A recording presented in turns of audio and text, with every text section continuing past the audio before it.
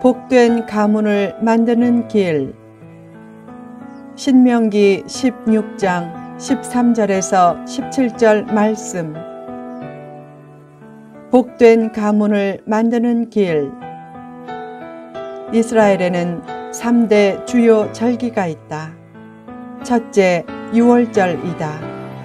유월절은 이스라엘의 출애굽을 기념하는 절기로서 이스라엘의 광복절과 같은 날이다. 둘째, 칠칠절이다. 이날은 출애굽한 날로부터 7일이 7번 돌아 만 49일 지난 50일째의 날로서 오순절이라고도 하고, 밀을 추수하고 감사하는 때이기에 맥추절이라고도 한다. 모세가 시내산에서 십계명을 비롯한 율법을 받은 날이 출애굽 후 50일째 되는 날이란 견해도 있다. 만약 그렇다면 오순절은 이스라엘의 제헌절과도 같은 날이다. 국가의 기본 성문법인 헌법의 기초에서 모든 법과 규례가 세워지듯이 하나님의 말씀은 믿음 생활의 기초다. 칠칠절인 맥추절이 오순절과 제헌절의 개념까지 내포한 것을 볼 때 감사하는 삶과 성령 충만한 삶과 말씀 중심적인 삶은 서로 깊은 관련성이 있다는 암시다. 셋째, 초막절이다. 초막절은 한 해 수확을 마치고 수확물을 저장한 후 7일 동안 지키는 절기다. 오늘날로 말하면 추수감사절이다. 초막절에는 수확물을 창고에 저장하기에 수장절이라고도 하고, 광야 체험을 위해 장막을 치고 7일간 지내기에 장막절이라고도 한다. 이스라엘은 초막절에 함께 모여 하나님께 감사하고 역사의식과 가족의식을 고취시켰다. 초막절 규례는 복된 가문을 만드는데 꼭 필요한 규례다. 복된 가문을 만들려면 어떻게 해야 하는가? 1. 함께 즐거워하라. 초막절에 수확의 기쁨을 노래하며 즐거워할 때 자녀와 노비와 성중에 거주하는 레위인과 객과 고아와 과부가 함께 즐거워하라고 했다. 소외된 자와 함께 하라는 뜻이다. 축제가 벌어질 때 어디선가 소외된 사람이 한탄한다면 허전한 축제가 된다. 잘 산다는 것은 물질이 많은 것만 의미하지 않는다. 어려운 자를 도우며 잘 살려는 것이 진짜 잘 사는 것이다. 아무리 잘 사는 사람도 혼자서만 살 수 없고 남의 도움이 필요하다. 결국 이웃의 필요를 느끼고 감사하면서 그 필요를 채워주려는 것이 잘 사는 것이다. 늘 빚진 자 의식을 가지고 타인과 자연 만물을 보라. 잘 살게 된 것을 어려운 자를 돌보고 어려운 자와 나누라는 책임과 소명으로 알고 실천하는 것이 진짜 잘 사는 것이다. 성도의 고난은 마음을 겸손하게 낮추고 어려운 사람을 위한 나눔을 다짐하는 계기로 삼으라고 주어진 고난이다. 2. 범사에 감사하라. 초막절에 예루살렘 중앙성소에서 7일 동안 절기를 지키면서 하나님이 소출과 복을 주신 것에 대해 온전히 즐거워하라고 했다. 그처럼 하나님이 심은 대로 거두게 하시는 복을 주신 것에 대해 감사하되 복 대신 고난을 주셔도 감사하라. 복을 주실 때 감사하는 평범한 감사에도 복이 주어지지만 고난을 주실 때 감사하는 비범한 감사에는 복이 더욱 주어진다. 늘 하나님의 은혜와 사랑을 기억하며 감사하라. 사랑은 사랑받는 대상을 존귀하게 만든다. 가족 중에 누군가 병에 걸리면 치유를 위해 최선을 다한다. 만약 상태가 심해져 병원에서 가망이 별로 없지만 한번 수술해 보겠습니까? 수술비가 매우 비쌉니다. 라고 해도 수술하자고 한다. 가족을 살리려고 엄청난 비용도 감수하려는 태도는 바보 같은 태도가 아니다. 가족을 사랑하기 때문이다. 사랑은 사람을 부유하게 만든다.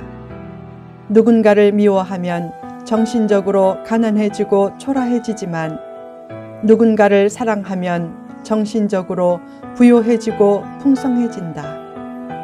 사랑하는 마음으로 범사에 감사하면 하나님이 그가 속한 가정과 공동체에 넘치는 복을 주신다.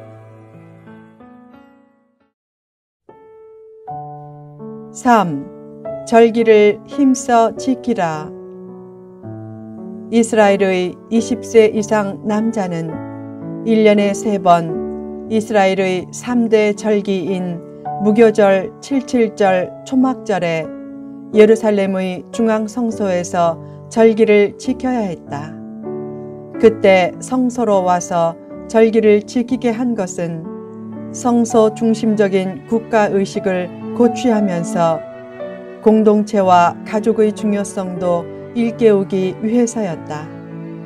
즉, 이스라엘은 절기를 통해 과거의 은혜를 기념하거나 기억하면서 공동체성을 강화시켰다.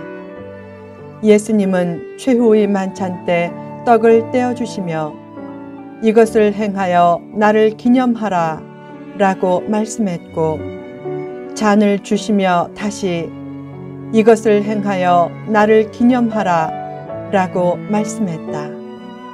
그 실물 교육을 통해 제자들은 성찬식 때마다 예수님의 십자가의 희생과 예수님 안에서 하나됨의 중요성을 상기했다. 거룩한 절기를 지키고 거룩한 의식을 행하는 중요한 목적 중의 하나가 공동체 영성 훈련이다. 가정과 교회를 귀하게 여겨야 하나님은 복을 내려주신다. 4. 물질을 힘써 드리라.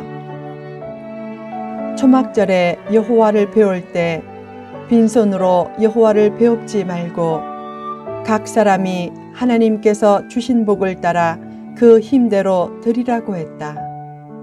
정성스러운 헌금은 하나님께 감사하는 마음의 표현임과 동시에 공동체를 위한 책임감의 표현이다.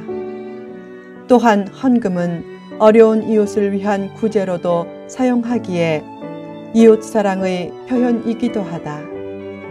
그러나 남의 시선을 의식해 자기를 높게 보이려고 헌금하거나 재정적인 능력도 없으면서 과도하게 빚을 내서 헌금한 후 그로 인해 나중에 회의와 시험에 빠지는 허장성세도 하나님은 결코 기뻐하시지 않는다. 하나님이 주신 복에 대해 감사하면서 자기 형편대로 힘써 자원해서 드리는 훈련을 하라. 욕심을 제거하고 기복주의에 빠지지 않으려면 평소에 자원해서 드리는 훈련을 잘하는 것이 중요하다. 11조 생활은 이기주의와 욕심을 이겨내게 하는 가장 중요한 훈련 과목 중 하나다. 욕심이 잉태하면 죄를 낳고 죄가 장성하면 사망을 낳는다. 물질적인 헌신 생활로 욕심을 잘 극복하면 사망과 불행의 가능성은 그만큼 낮아진다. 드림으로 감사를 표현하라. 감사와 관련된 3가지 신앙 단계가 있다. 첫째, 받아야 감사하는 단계다.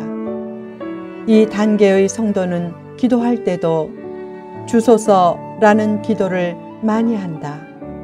신앙이 어릴 때는 그래도 되지만 시간이 지나도 그 단계에서 탈피하지 못하면 안 된다. 나중에 영적으로 철이 들면 하나님의 주머니만 노리면서 하나님의 마음을 헤아리지 못했다는 생각으로 죄송한 마음이 든다. 부모 앞에서도 죄인 아닌 자식이 없을 텐데 하나님 앞에서는 말할 것도 없다. 둘째, 받은 축복을 깨닫고 감사하는 단계다. 깊이 생각하면 사실상 감사할 일이 많다. 가정이 있고 건강이 있는 것도 감사한 일이고 더 나아가 살아있는 것 자체가 감사한 일이다.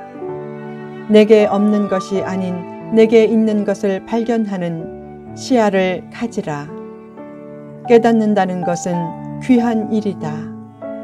깨닫지 못하면 비싼 대가를 지불하고 깨달을 때가 많다. 어릴 때는 받는 것으로 감사하지만 크면 은혜를 깨닫고 감사한다. 그런 깨달음이 넘치게 하라. 셋째, 드리면서 감사하는 단계다. 받을 생각보다 드릴 생각이 앞서면 현재도 복된 존재지만 앞으로도 복을 많이 받을 것이다. 시편 50편 14절 15절에 이런 말씀이 있다. 감사로 하나님께 제사를 드리며 지존하신 이에게 내 서원을 갚으며 환난 날에 나를 부르라. 내가 너를 건지리니 내가 나를 영화롭게 하리로다. 범사에 감사하는 삶은 기도 응답을 위한 최고의 길이다. 감사할 줄 모르는 삶은 가장 불행한 삶으로서 결국 있던 복도 사라지거나 빼앗기게 만든다. 불평하고 원망하면 혼란과 불안이 생기면서 곧 고통이 뒤따라오지만 기뻐하고 감사하면 안식과 평안이 생기면서 곧 축복이 뒤따라온다.